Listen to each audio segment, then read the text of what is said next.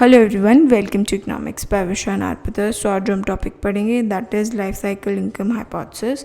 सो life cycle income hypothesis सबसे पहले it was given by Albert Ando and Franco Modigliani in 1963। Life cycle income hypothesis के according consumption किसी भी period की it is not a function of current income. जो उसकी consumption होगी वो करंट इनकम के बेसिस पे नहीं होगी, but it will be on the basis of the whole life time expected income कितनी है उसके बेसिस पे कंजम्पशन होएगी। And now there few assumptions that are attached with this hypothesis. First कि कोई भी चेंज नहीं होगा प्राइस लेवल के अंदर during the life of a consumer. Second, rate of interest that is paid on asset वो zero होगा। Third, consumer does not inherit, कोई भी एसेट वो इनहेरिट नहीं करेगा and his net assets are result of his own saving. जो उसकी net assets होंगी वो उसकी खुद की सेविंग्स के बेसिस पे होगी। एंड करंट सेविंग जो है that be the result of future consumption, कि फ्यूचर कंजम्पशन जो है that be based on the आज की सेविंग्स कितनी है उसके बेसिस पे होगी। एंड देयर इज ऑल्सो इनकी एक इंडिविजुअल की इंटेंशंस हैं कि उसकी जो टोटल लाइफ टाइम अर्निंग होगी वो उतना कंज्यूम करेगा, प्लस जो करंट एसेट्स है उसके equivalent he will be consuming. Sixth, he does not plan any बैकविजिट, कोई विल पेपर्स नहीं है। सेवन्थ, सर्टनिटी है उसको about the present and future flow of income, क्या होगी, आज की इनकम क्या होगी, कल की इनकम क्या होगी, he is aware about that. Eighth, consumer जो है वो बहुत कॉन्शियस है about the vision of life expectancy कि कितने साल वो जिएगा, he is aware about that, 80 years 90 years उसे पता है।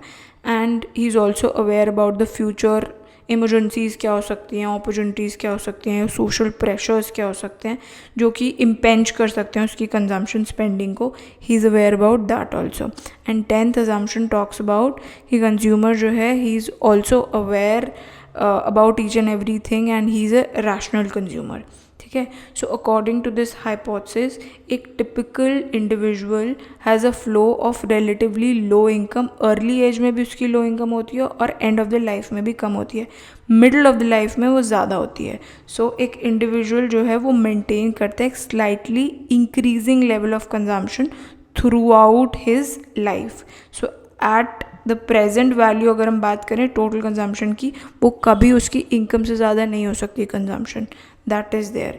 So if you see this diagram as in the life cycle hypothesis, individual जो है वो स्मूथ आउट करते हैं फ्लक्चुएशंस को in income so that they can save during the period of unusual high income and dissave कर सकते हैं during the unusual low income. जब इनकम कम है, जैसे स्टार्टिंग द एज में कम है तब डिससेविंग होगी और ओल्ड एज में डिससेविंग होगी।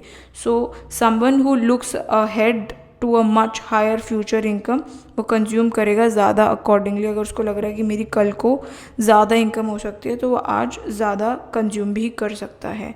सो जो लाइफ साइकिल हाइपोथेसिस है वो यही सजेस्ट करता है that in the early life एक पर्सन जो है वो नेट बोरोवर होता है, जैसे आपको दिख रहा है डिस सेविंग ज़्यादा होती हैं। इन द मिडल एज वो सेव करता है मच मोर कि वो रीपे कर सके डेट को और पुट असाइड कर सके the part of income, retirement के लिए कुछ पार्ट सेव कर सके। इन द लेटर ईयर्स एक पर्सन जो है वो डिससेव करता है। So if you see this diagram, starting में भी डिससेविंग होती है, रिटायरमेंट के बाद भी डिससेविंग होती है, बीच में जो रीजन है द मिडल एज वहाँ पे सेविंग होती है। ठीक है। So accordingly this hypothesis is constructed. So consumption जो है वो डिपेंड करती है that is C is equal to W + RY upon T। So C जो है that is consumption, W is wealth, R is year until retirement या remaining year of work, Y is income and T is remaining year of life। ठीक है। So aggregate consumption function of economy is C equals to AW + BY, जहाँ पे A जो है that is marginal propensity to consume for wealth and B is marginal propensity to consume for income. ठीक है।